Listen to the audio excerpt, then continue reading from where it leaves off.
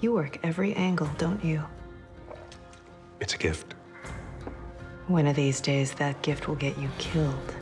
Chow and Ah Toy, I think, are two of the independent operators in Chinatown. They really represent American entrepreneurs, and that's something that's important for us to see in this community. My philosophy is live fast, die rich. Wong Chow is the closest thing that I think Ah Toy has to a best friend. The two of them have managed to make a living and make a living well, not being indebted or ingratiated to any of the criminal tongs. Look, it's your first real run, so just hang back, keep an eye out, you get me? You got it. Although I have a background in martial arts, I haven't used it a lot in film.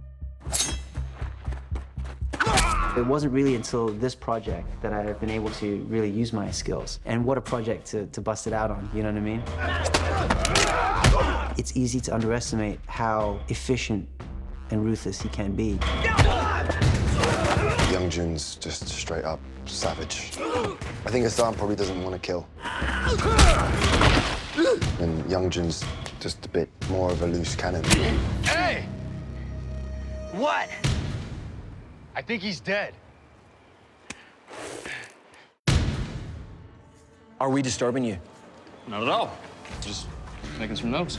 Lee was brought up on a farm, so I think he understands anatomy very well because of that animal husbandry element to his lifestyle. It doesn't really bother him seeing a dead body and piecing it apart because he's forensic in his approach, but it's also a lack of care. It's dead. Cut through a moving body like that. Active muscle and tissue, that's an expert swordsman. We just love the idea that this young Southern cop would show up and just have this intellectual curiosity that makes him actually pursue leads and look for clues and push the police he works with into a really uncomfortable zone where he's suddenly making connections that they're not used to making. Again, with a damn notebook. Helps me organize things. We tried to solve every Chinese crime. These men were butchered, Sergeant. They're gangsters. It's an occupational hazard. Ah Sahm was naive to the consequences of going to the pond.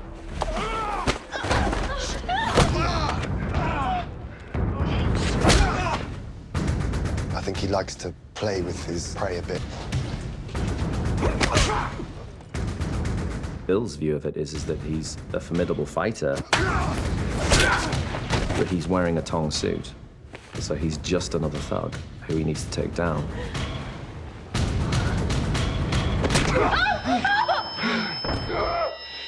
It's always fun to smack someone around the head with a big stick. He did nothing wrong.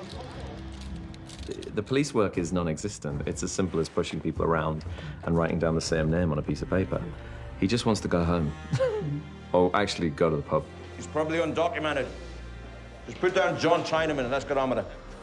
The minute he steps out of Chinatown, it's this sort of rude awakening that these people not only don't look like me, but they kind of look at me like I'm cattle, and you know, he's not going to be treated fairly, he's not going to be treated well, and I think that's the moment where he really understands how much of an alien he is in this world.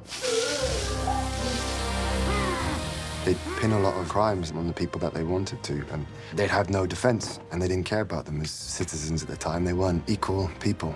Penny. That man they arrested, he wasn't the one who attacked us. She's probably one of the very few people, let alone one of the white people, who turns around and says, let's treat them with some respect and some dignity and some humanity, please. You don't know that it was him. You don't know that it wasn't. I don't know what I was thinking coming here. But because she's a woman, no one listens. Everyone just brushes her off, and she just gets more and more impassioned. I need you to take me to the prisoner. This is highly unusual, Mrs. Blake. It's been an unusual day. She just wants to make it right, and that sets her off on her journey. I wanted to thank you. And I want you to know I will do everything I can to help you. I guess we both feel like we're both stuck in these situations that we don't want to be in, and that we are capable of more. That's probably our common bonding point. I'm John Chinaman. You heard the cop. I'm already guilty.